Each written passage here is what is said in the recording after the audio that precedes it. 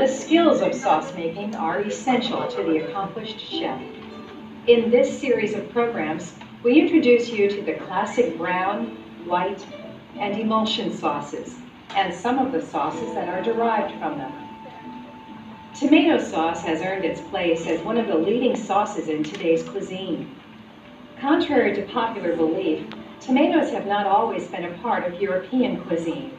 The wild tomato originated in South America and was cultivated in Mexico before Europeans started to explore the New World. It was the Spanish who introduced tomatoes to Europe in the 16th century. In this program, we'll look at a basic tomato sauce made with fresh or canned tomatoes. We will then discuss some important options to keep in mind and what to look for in a good canned or fresh tomato. The familiar marinara sauce and the classic French tomato sauce are next. Finally, we'll show you ways to put your sauces to work in several serving suggestions. Now to the tomato sauces, as demonstrated by Chef Giovanni Scapini. The chef will first make a simple, no-fuss tomato sauce, made with either fresh tomatoes or canned. For his fresh tomato sauce, he chooses to make tomato concassé from the plum tomatoes. His method is to score them twice, blanch them in boiling water, shock them in ice water, core and peel them.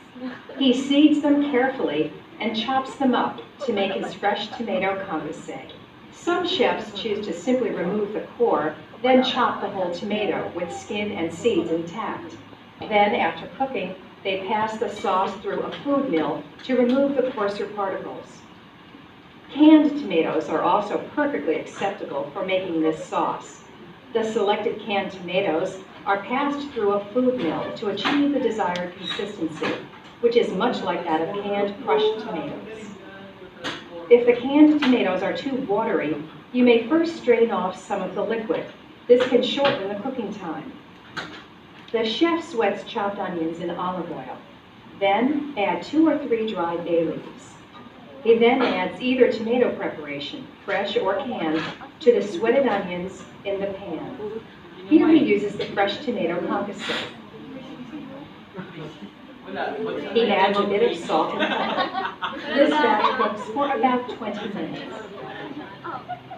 The chef adds fresh basil in the last 2 minutes of cooking time. A sauce made from canned tomatoes may take up to 25 minutes to reach the desired consistency. This is the finished tomato sauce. It has good color, aroma, and taste. If you prefer a finer sauce, you may pass it through a food mill at this point. Use the die with large holes so that the consistency remains somewhat chunky. This is the consistency of our tomato sauce from the fresh and canned tomatoes. The chef feels the finished sauce would be perfectly suitable to toss as is with a pasta.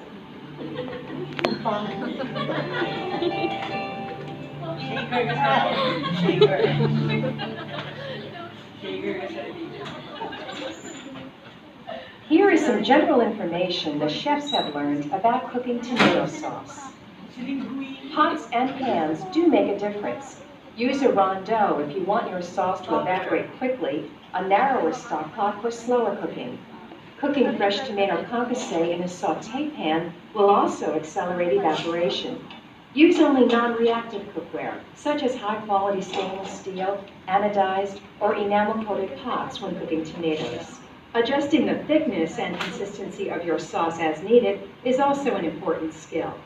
Consider first that the intended use will influence how thick a sauce you want to have. Reduction by cooking out some moisture will create a thicker sauce.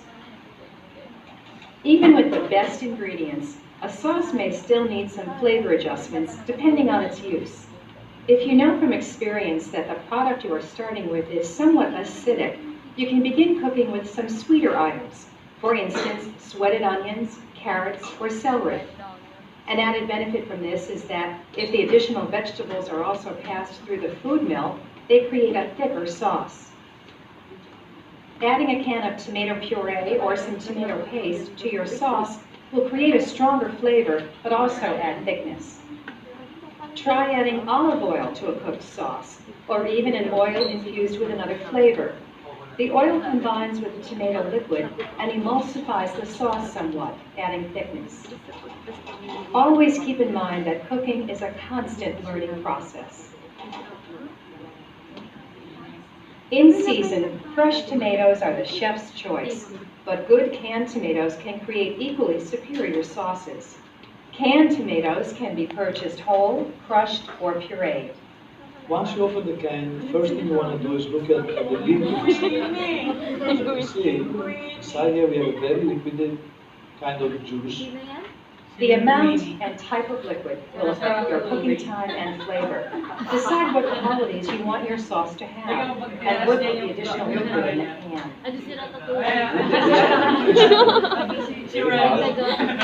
Go with the other tomato, nice and soft. That means the provider will pick up very nice and tough. This consistency of the pulp will give you a good indicator to the cooking time and the richness of its flavor. Now we're going to go into the taste, very important from the raw stage, so you can actually see, taste the acidity or too much sweetness. That means how much sugar the tomato has, naturally or added into it. So in this way you can actually taste acidity, sweetness, and that's a good way to start. Once you know the qualities of your product, you can adjust or compensate for them as you cook. The chef feels, when evaluating fresh tomatoes, the type of tomato, the growing climate, the region, and the season all influence the quality of the finished tomato sauce.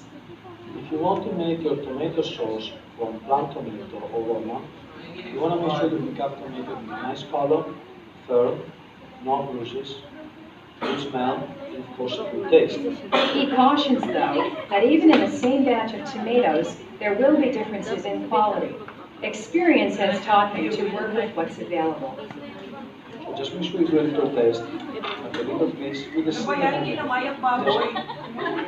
that goes together with strong in the mouth, sweetness, sour, a lot of flavor.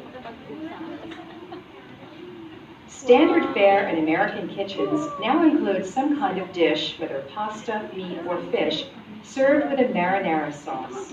In Italian tradition, marinara meant from the sea.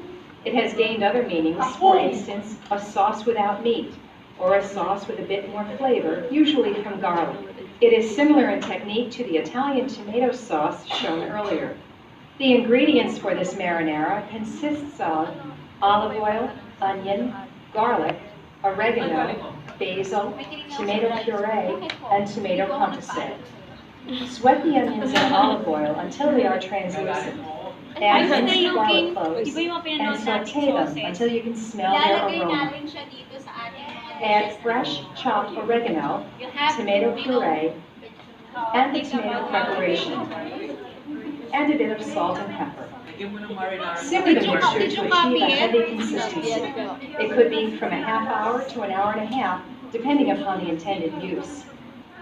The more you cook, the more it will thicken and darken. You may use the whisk to smooth out the consistency if desired. Add basil. Finally, adjust the seasoning to taste.